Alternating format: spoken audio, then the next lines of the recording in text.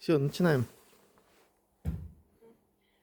Саламатсыздар ма бүгінгі жиынға қатысушылар? Қоғамдық тыңдаулар өткізу қағидаларын бекіту туралы бұйрығына сәйкес жергілікті атқарушы орган ретінде төрағасы болып, Қыземшек кенті әкімі аппаратының ауыл шаруашылығының бас маманы Ыдырысова Айгерім болып өзімді ұсынамын. Қатысушы ретінде қатысушылар арасында Кирикович Владимир Владимировичті сайласақ, қарсылықтарыңыз жоқ па? Жоқ. Қоғамдық тыңдауды ашық деп жариялаймын.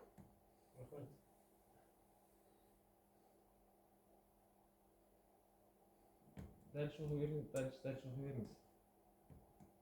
Жоба тақырыбы: әсер етуге рұқсат алу, экологиялық бағалау материалдары бар Мұңқұдық кен орнын игеру жобасы. Батыс учаскесі. Өзгерістер мен батыс учаскесі. Қоршаған ортаны қорғау бөлімі рұқсат етілген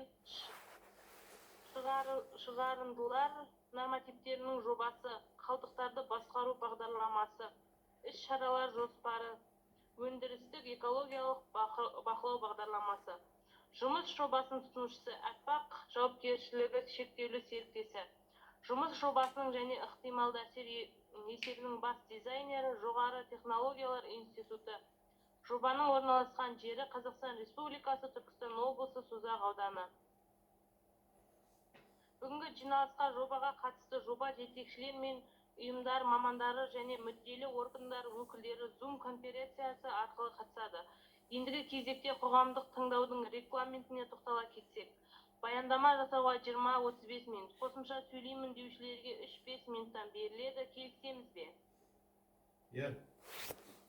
Ендігі кезек ұсыныс сұрақтарыңыз болса баяндамашын тыңдап, болғаннан кейін талқылауға көшеміз. Баяндама аяқталғаннан кейін жоба бойынша ұсыныстарымыз, сұрақтарымыз, пікірлеріміз болса, аты жөндерімізді айта отырып қойсаңыздар болады. Осы регламентпен келіссеңіздер, қоғамдық тыңдаудың күн тәртібі және регламенті бір ауыздан бекітілді. Ендігі кезекті жоба бойынша баяндамашыға сөз кезегін беремін. Саламатсыздар ма, құрметті жобаның тыңдаушыларының қатысушылары. Менің аты жөнім Жолдасбай Тұрсынбай. Жоғары технология институтында жұмыс істеймін. Бүгін біз сіздерге Мұңқұдық кен орнының батыс учаскесін игеру жобасы туралы баяндаманы ұсынамыз. Бұл жоба уран қорын қайта есептеуге және жобаның өндіру бөлігін қайта қарауға байланысты қолданыстағы құжаттамаға өзгерістер мен толықтырулар енгізуді қамтиды. Жобаның мақсаты 2019-2021 жылдардағы барлау нәтижелері бойынша Мұңқұдық горизонтының қоры қайта есептеліп 48,77%-ға өсіммен анықталды. Бұл өсім учаскелерді мұқият зерттеу және есептеу блоктарын қайта байланыстыру нәтижесінде қол жеткізілді. Өндірістік бағдарламаны қайта қарау жылына 1000 тонна уран өндіруден 800 тоннаға дейін төмендету. Учаскінің орналастырудың жағдайлық жоспары: Мұңқұдық кен орны Шу Сарысу уран рудасы провинциясындағы ең ірі қабаттық инфильтрациялық типтегі уран нысандарының бірі. Шығысында Ақ-Дала кен орны мен батысында Инкай кен орнымен шектеседі. Әкімшілік орналасуы оңтүстік Қазақстан облысы, Созақ ауданы. Кен орнының жағдайлық жоспары: Аппақ жауапкершілігі шектеулі серіктестігі ПСВ шахтасы Түркістан облысы, Созақ ауданының Тайқоңыр ауылында 40,6 км қашықтықта орналасқан. Өңдеу кешенінің құрамына өнімді ерітінділерді қайта өңдеу учаскесі және табиғи уранның химиялық концентратын өндіруге арналған тұндыру және кептіру учаскесі кіреді. Тау-кен алаңының ауданы: Тау-кен алаңның жалпы ауданы 7,228 шаршы километр. Оған мыналар кіреді: батыс учаскесі 37,273 шаршы километр, құмды учаскі 22,593 шаршы километр, күзгі учаскі 10,362 шаршы километр. Уранның минералдану құмды учаскеде шамамен 290 метр тереңдікте. Күзгі және батыс учаскелерінде шамамен 390 метр тереңдікте орналасқан. Қорларды қайта есептеу. Мұңқұдық горизонтының қоры қайта есептеліп 4037 тоннаға артқан. Бұл 48,177% құрайды. Бұл зерттелмеген алаңдарды барлау жұмыстарын жүргізу, С2 санатындағы қорларды С1 санатына ауыстыру және есептеу блоктарын қайта байланыстыру нәтижесінде жүзеге асырылды. Жобаның көрсеткіштері. Алдыңғы бағдарламамен салыстыру 2021 жылына 1000 тонна уран өндірумен 2037 жылға дейін ең жоғары өндіру бағдарламасы келісілді. Жаңа бағдарлама өндірістік қуатты жылына 800 тонна уранға дейін төмендету және кен орнын игеру мерзімін 2045 жылға дейін ұзарту. Атмосфералық ауа. Атмосфералық ауаға эмиссиялар 2022 жылғы 17 наурыздағы қорытынды және 2022 жылғы 9 тамызда берілген экологиялық рұқсат ретінде жүзеге асырылады. Кәсіпорында зиянды заттарды шығарудың 68 көзі бар. Оның 55-і ұйымдастырылған және 13-і ұйымдастырылмаған. Жаңа шығарындылар көздері. Жобадағы өзгерістер мен жұмыстардың кеңеюіне байланысты 28 жаңа шығарындылар көзі қосылады.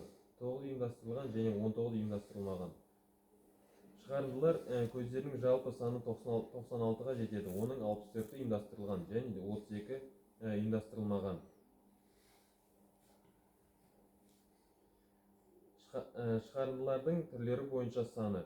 Шығарылатын заттар саны зиянды заттардың 43 түрі, оның 14-і қатты және 29-і сұйық және газ тәрізді.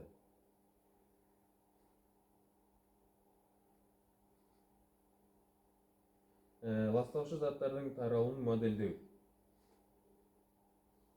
Ластаушы заттардың таралуын модельдеу эра бағдарламалық кешенінің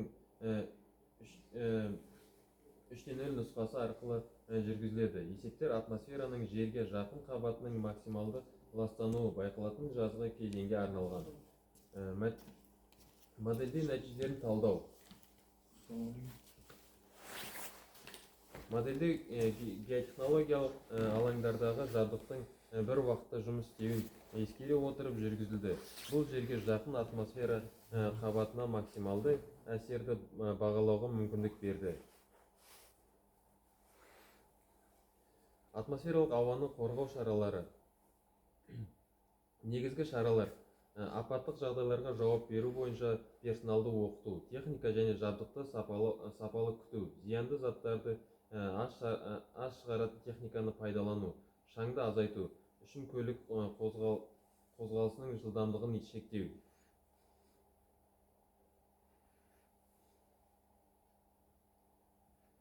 Сумен жабдықтау және су бұры. Су шаруашылық, ауыз су және өзге өндірістік қажеттіліктер үшін пайдаланылады. Вахталық ауылдан автокөлікпен жеткізіледі. Жуылған және сорылған сулар технологиялық процеске қайтарылады. Су ағызу релетке шығарылмайды. Су ресурстарына әсерді бағалау. Су ресурстары ластануға ұшырамайды, себебі кен орны су қорғау аймақтарында орналаспаған. Су ресурстарына әсерді азайту шараларының негізгі түрлері технологиялық ерітінділерді тұйықталған циклді пайдалану және құрылғыларды тығыздығын қамтамасыз ету.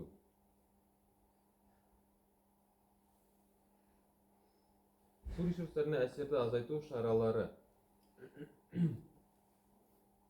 Су ресурстарын қорғау шараларының шеңберінде ұңғымалардың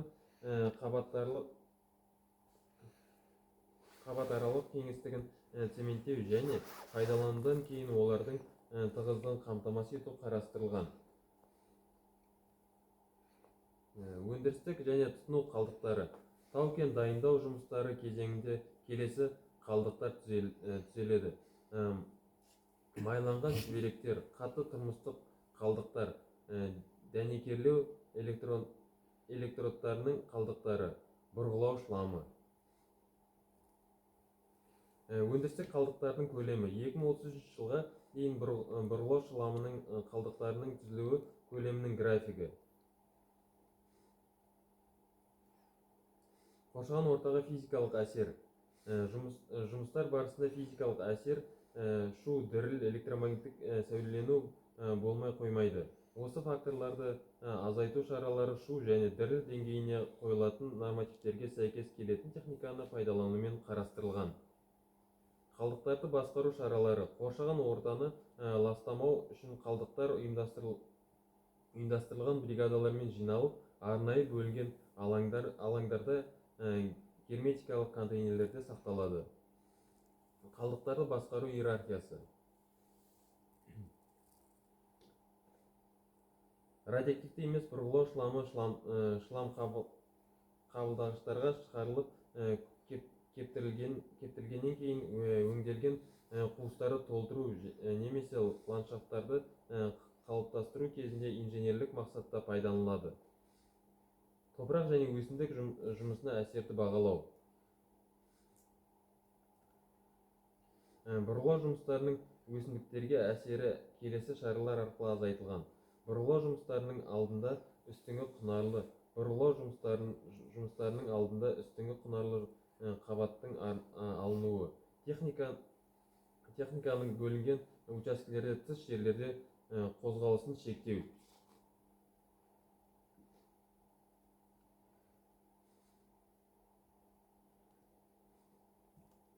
Жануарлар әлеміне әсері. Кен орны аумағында сирек кездесетін жануарлар түрлері, мысалы қарсақ және тасбақа мекендейді. Дегенмен, жоспарланған жұмыстар олардың популяциясына айтарлықтай әсер етпейді.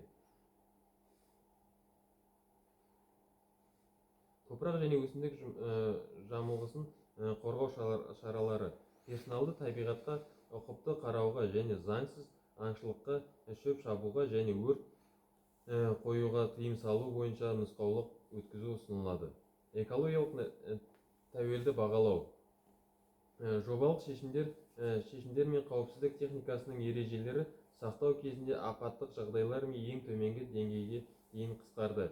Нормативтер мен жабдықты пайдалану жөніндегі нұсқаулықтарды сақтау маңызды рөл атқарады. Әлеуметтік экономикалық әсері. Оң аспектілері.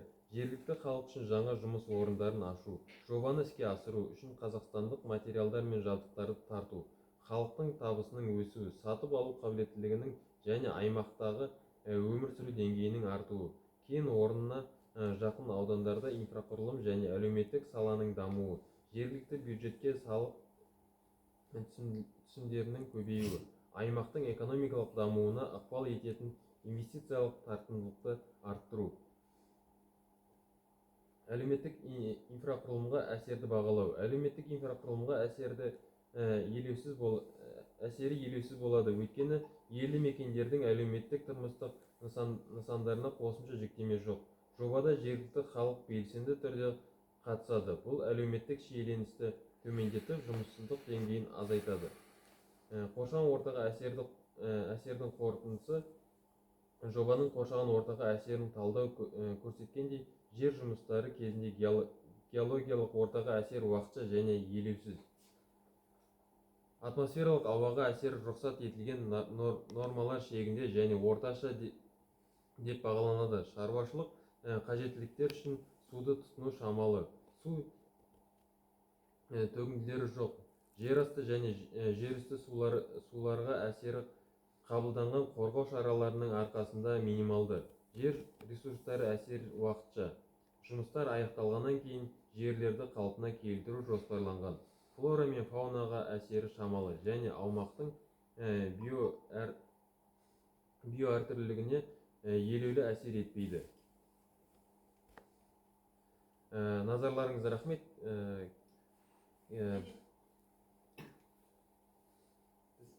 Аяқтадық болсын.